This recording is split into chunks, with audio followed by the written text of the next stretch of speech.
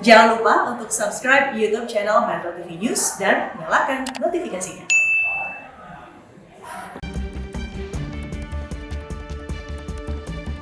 Anda kembali bersama kami di Metro Siang pemirsa, kali ini di segmen Fact Check bersama saya Reno Reksa. Pada tanggal 10 Juli 2022 kemarin, Pertamina kembali menaikkan harga LPG non-subsidi. Kira-kira apa yang menjadi penyebabnya dan bagaimana dampaknya untuk masyarakat bahkan untuk Indonesia sendiri? Kita akan lihat datanya satu persatu. Yang pertama saya mengajak Anda untuk melihat pernyataan atau statement yang disampaikan oleh pihak Pertamina. Kali ini disampaikan oleh Irto Ginting yang merupakan Corporate Secretary PT Pertamina Patra. Ia mengatakan bahwa seluruh penyesuaian harga di angka sekitar Rp2.000 baik per liter untuk BBM dan per kilogram untuk LPG. Harga ini masih sangat kompetitif dibandingkan produk dengan kualitas setara. Hal ini disampaikan oleh Irto Ginting pada tanggal 10 Juli 2022. Kenaikan harga Rp2.000 per kilogram untuk LPG. Lalu bagaimana kemudian posisi harganya untuk LPG yang non-subsidi? Kita akan lihat untuk LPG bright gas 5,5 kg atau 5,5 kg yang biasanya kita jumpai di baik itu di SPBU atau bahkan di gerai-gerai waralaba seperti itu. Ini dijual antara Rp100.000 sampai Rp127.000. Kemudian untuk bright gas dan juga LPG ukuran 12 kg dijual antara Rp213 sampai dengan Rp270.000. Saya katakan di sini ada rentang periodenya atau rentang harganya di sini karena memang di masing-masing wilayah, baik itu di Sumatera, kemudian Pulau Jawa, kemudian di pulau-pulau lainnya, provinsi-provinsi lain, ini ada perbedaan harganya. Tapi kalau kita pantau di situ, harga maksimal untuk Rp127.000 di bright gas 5,5 kg dan Rp270.000 maksud saya untuk LPG 12 kg ini ada di wilayah Maluku. Jadi wilayah Maluku ini paling mahal untuk harga LPG-nya. Sebetulnya pemirsa, kenaikan harga LPG ini sudah naik 3 kali sejak Desember 2021. Jadi kalau kita lihat belum 1 tahun ini kenaikannya sudah terjadi 3 kali. Kita akan menuju ke slide berikutnya. Slide ketiga ini terkait dengan posisi harga.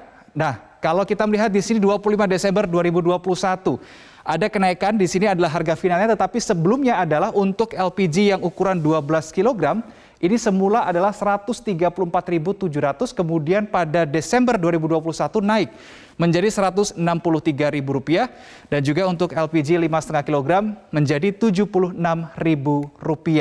Kemudian di tanggal 27 Februari 2022 naik lagi, kita bisa lihat di full screen saja mungkin supaya pemirsa bisa melihat lebih jelas begitu bagaimana perbandingan harga dari ketiga tanggal yang terpampang di situ.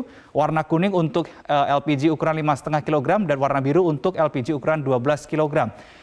Pertamina mengatakan bahwa ini ada kenaikan harga yang dilakukan secara bertahap memang ini untuk menjaga daya beli masyarakat. Dan sebagai informasi bahwa sejak tahun 2017 ini tidak ada kenaikan, barulah di tahun 2021 ada kenaikan harga. Dan juga ini sekali lagi yang kita lihat di sini pemirsa, ini adalah harga di tingkat agen begitu ya. Di tingkat eceran ini bisa jadi lebih tinggi, lebih dari harga yang kita tunjukkan dan kita paparkan pada siang hari ini. Kemudian mungkin masyarakat bertanya, apa yang sebetulnya menyebabkan harga LPG ini mengalami kenaikan? Kita akan menuju ke slide berikutnya. Kalau kita mengacu pada bulan Juli 2022, harga contract price Aramco atau CPA ini sangat tinggi. Bahkan ini mencapai $725 per metric ton.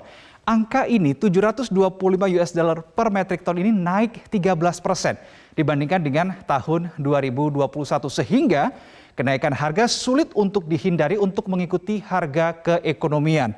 Kemudian sebagai catatan juga pemirsa bahwa untuk LPG di Indonesia 79,9% LPG di Indonesia ini masih didatangkan dari negara lain alias impor. Kemudian ketika harga LPG ini mengalami kenaikan, apa kira-kira akan menjadi dampaknya? Kita menuju ke slide berikutnya. Menurut Direktur Center of Economic and Law Studies, Bima Yudhistira, ini masyarakat kelas menengah ini akan lebih menggunakan uangnya untuk kebutuhan hidup. Sehingga daya beli terhadap produk sekunder dan tersier ini juga akan turun. Sedangkan untuk masyarakat kelas atas ini akan cenderung menyimpan uangnya karena menunjukkan apa? Menunjukkan tanda-tanda terjadinya inflasi. Kemudian poin berikutnya, dampaknya adalah migrasi pengguna LPG dari yang semula menggunakan ukuran 12 kg atau bahkan 5,5 kg, ini akan bermigrasi ke ukuran yang lebih kecil, yakni yang ukuran atau LPG melon begitu kita menyebutnya. Ini apa? Jika disparitas harga subsidi dan yang non-subsidi semakin tinggi, maka diperkirakan semakin tinggi pula untuk migrasi penggunaannya. Padahal ketika masyarakat bermigrasi ke LPG melon yang ada di slide saat ini, kuota LPG melon ini atau alias LPG subsidi ini terbatas. Nah, ketika banyak yang bermigrasi ke LPG melon ini, maka kuotanya akan bisa overload begitu ya, dari antara yang disediakan dengan yang dibutuhkan oleh masyarakat. Berikutnya saya sudah singgung soal migrasi penggunaan LPG, ini akan saya detailkan. Bahwa sebetulnya ini sudah terjadi pemirsa, bermigrasi dari LPG ukuran 12,5 kg, dari ukuran 5,5 kg ke ukuran 3 kg seperti ini sudah terjadi sejak beberapa bulan lalu. Penjualan LPG subsidi ini naik 2%, kita lihat periode waktunya 3 Maret. Kita tahu bahwa tadi di tanggal 26 Februari 2022, dinaikkan untuk mengalami kenaikan yang pertama di tahun ini. Langsung di tanggal 3 Maret sampai dengan 30 April 2022, penjualan LPG subsidi naik 2%. Ini mengindikasikan adanya perpindahan atau penggunaan LPG dari yang ukuran semula 12,5 atau 5,5, maksud kami 12 dan juga 5,5 kg ke LPG melon. Nah, ketika hari ini atau tanggal 10 Juli 2022 ini harga LPG non-subsidi naik lagi, maka ini diprediksi akan mempercepat lagi proses migrasi masyarakat penggunaan untuk ke LPG melon. Tetapi kita tahu bahwa sebagai LPG subsidi, maka ada kriteria-kriteria masyarakat tertentu yang boleh menggunakan LPG tersebut. Tidak bisa digunakan oleh seluruh lapisan elemen masyarakat begitu ya. Kita akan menuju ke slide berikutnya bahwa sebetulnya hal ini sudah diatur dalam Perpres nomor 104 tahun 2007.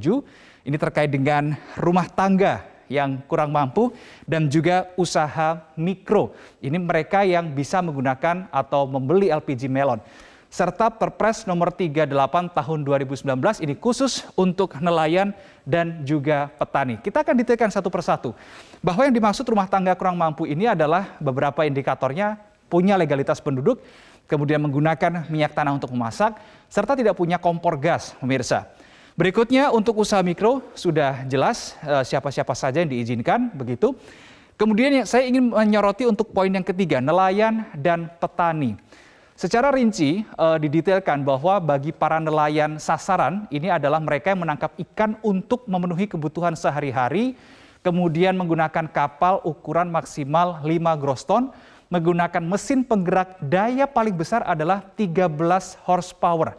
Kemudian selain nelayan, petani juga ada beberapa indikatornya. Pertama, dia harus memiliki lahan paling luas 0,5 hektar. Sedangkan khusus untuk transmigran, lahan pertaniannya paling luas 2 hektar.